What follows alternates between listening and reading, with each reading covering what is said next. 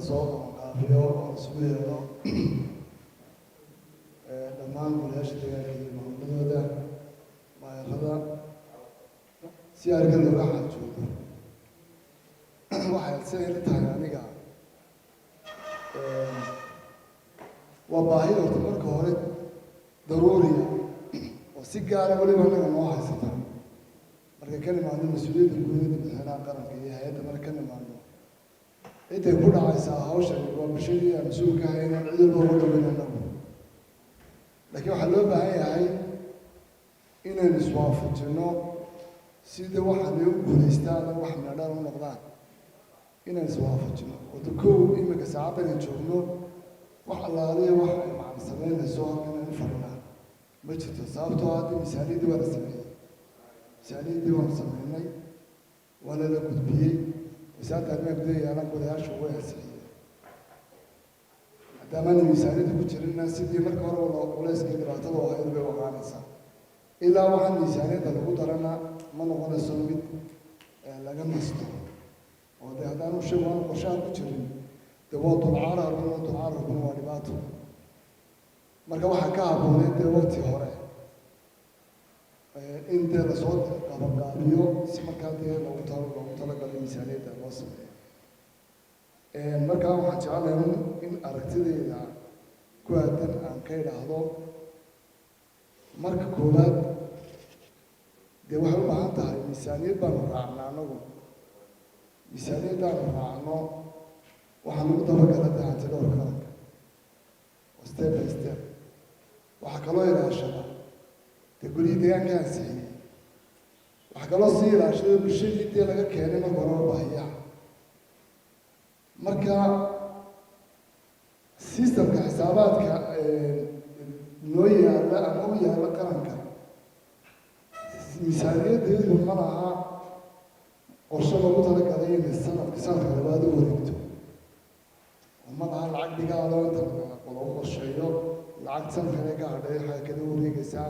waxaa la doonayaa in 12 bilood bay sixidhaan ee bil walba gaar soo xidho si sanadkuna sanadka u xidhmo oo sanadka dibaan loo wareegana caqabad ku noqonin waxay u baahan tahay markaa dee in systemkii nidaamkii dowladnimo la waafajiyo oo si qoto dheer dee looga fakero inaan xisaabaadkii iyo systemkeeni aan xaqab ku imanin in bulshadeedii badbaado wax ku talagal leh oo sanad walba ka go-a oo qorshe leh ay ahaato hawshan hawl dee weeyaan maalin walba dhibaateedu bini aadamku iska indhatiro qadarka ilaahay qadarka dataay dhici maayo toban subxaan lagu dhacaya saacad walba dad baa dhaca annaga weliba tusaale ahaan 2 bilood oo joogtaan oo inaynu hadda bayla dhacaan labadaas bilood waa kumbursari weeyaan waa gubashaa dhacda waa wacyigelin badan baanu sameynaa diyaargarow badan baanu sameynaa dee qadarka lagama gaashaanto qadarku iska dhacaya xeryadhanoo xeryaadhigoo cawska gurigana jiro malaayiin doolar yaallaanoo shuf beela oo dee dabeeshaasi gurta makhaayadaha yaryar isku horantaa baa gubasha ka timaadaa guryahay gubasha ka timaadaa walaysaan caadahayn anaga naga haystaa dhibmo walbana uu jiraa uu ka haystaa haddana dee ma waafaqsana miisaaniyaddeydii ku talagalkii ridninku ma lahaa miisaaniyaddana kala mid ahaa lagumana ansixiyo barjadee u gaara roobka iyo abaaraha iyo dhibaatooyinka kale ee dhacaa mar walba wadoodaha hoose toos bay u saameeyaan oo waa mushkiladii joogtay noo haysataa marka in la sameeyo qorshe ku talagal leh oo miisaaniyadda degmada looga sameeyo rid oo structureka nidaam saxan mara ayaa lanaga doonayaa inuu day naga yeesho mar kasta hadda xaggan waxaan ka doonaynaa maamulaagga ka doonaynaa haddaana systemkiiba ku jirin oo xisaabaadkayga aan waafaqsanayn haddana wax aan indhaha laga qasan kari aan ahayn dee way adag tahay in maamulaagga la helo haddana dad qiiroonaya marba dadkii ooye la ooyin bay noqonaynaa marka waxaan u baahan nahay in waxaynu isu ka waafaqaan bulshadeeduna badbaado systemkeena in maamulo kan in noqdo mar kasta oo miisaaniyadda wax laga bedelayo maaha fulintu awood gaara oo ay leedahay go-aan wax ku bedeli kartaa ma jiro walaa maayarna bedeli kara walaa xogeya bedeli kara cidda miisaaniyadda wax ka bedeli kartaa waa golihii deegaanka ansiiyey golihii deegaanka guddiga joogtaa markay fadhiisiiso xaalada emergency u sheegto waa in golihii la horgeeya waa in golihii ansixiya waa in wasaaradda arrimaha gudaha loo gudbiyaa wasaaradda arrimaha gudaha waa in haddana ka saartaa dilo waa maal wixii maaha wax sida loo qalocoliyo sida loo qalocoliyo maaha marka aniga waxay la tahay koley de sanadkan ima dhamaatay si bal sanadka soo socdaa ila baahimo waa jirtaa dhibaata way jirtaaye loogu talagalo in maadaama wasaaradda arrimaha gudaha joogo oo golayaasha deegaanka joogaan oo magaalada ay joogaan in qorshe saxan oo shuruucda iyo nidaamkeena waafaqsan oo aan leema lahaynka loo sameeyo oo wax la raaco oo ku talagal leh oo weliba cad ay noqoto oo qorshaha miisaaniyadda waddaan dhisnaa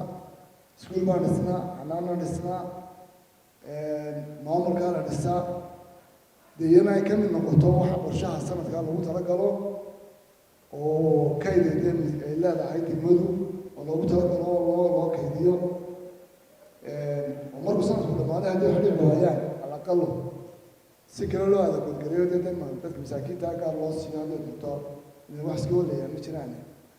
marka anu waxaan kusoo koobayaa un aan iswaafajinno duruufaha dhibaato baahiyeed ee jira ee aan indhaha laga qarsan karin inay shuruucda iyo nidaamkeena maamulna dee ay ka muuqdaan haddii kale dee halkan waska garanaysaayo wixii aad qorshaysay ee aad tidhi tusaale ahaan daadadbaan wadda daad baan ka xidhay magaaladii magaalahan daad soo geli ma jiro daad baan ka xidhay oo daadkii aad ka xidhay miisaaniyadda meelba kagama jiro hadhowtana tuug baa tahay ninka xaday baa tahay oo taqbalii deegaanka gumaaday oo oranayaan wuu iska cun xaggee balwel ha sheega meeshu geliyey waxaa ku jira qorshaha miisaaniyadda bulshaday ka timaadaa bulshadayadii baan ka soo qornay iyadaa soo dooratay waxaa noo qabo waxaa noo qabo waxaa noo qabo magaalada daadkaa laga moosamo may soo qorinba dee halkaa wax ka imanaya hadhowtooska horimaad baa ka imanaya ceebee fadaxad markaana waxaan odhan lahaa un waxaan u joogaynaa dhowrka maalmood ee loo gorfaynayaa iyo noqon mid imika wax laga qabanaye sidii berigooda dee loo soo waday imika loo sii wado wax dee rasmiya oo inaga hadho oo mustaqbalka dadka wuxuu noqdana oo shuruucdii inoo taale waafaqsana dee hala sameeya odhan lahaa billahi tawfiiq asalaamu calaykum